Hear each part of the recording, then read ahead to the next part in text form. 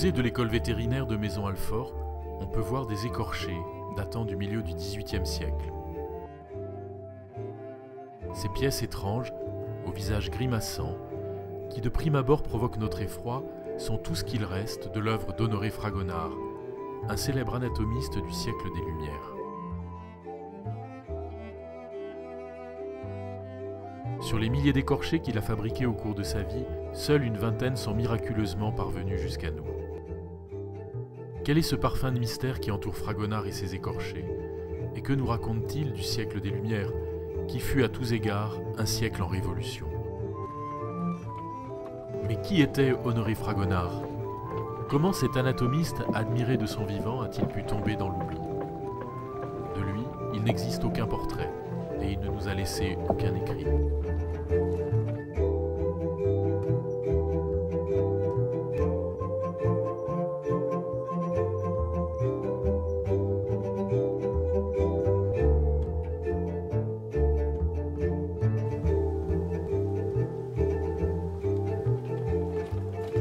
Honoré Fragonard fait partie de ces hommes dont la vie entière se confond avec leur passion.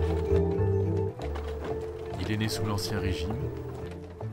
La France est alors un pays très rural, le plus peuplé d'Europe.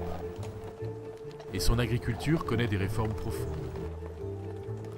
Dans toute l'Europe se répandent les idées des Lumières en faveur de la tolérance religieuse et de la rationalité scientifique. Fragonard va participer à l'aventure de son temps.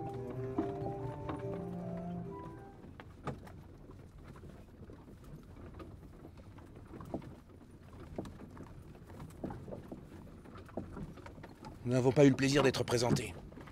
Diogène Cumin, négociant. Honoré Fragonard, chirurgien et professeur d'anatomie. Et voici ma femme, Laetitia. Vous avez d'intrigantes lectures, monsieur. Mais pourquoi faut-il que l'intérieur du corps soit si répugnant?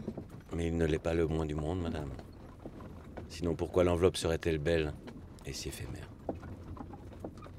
Pratiquer l'anatomie est dans son genre une forme d'art.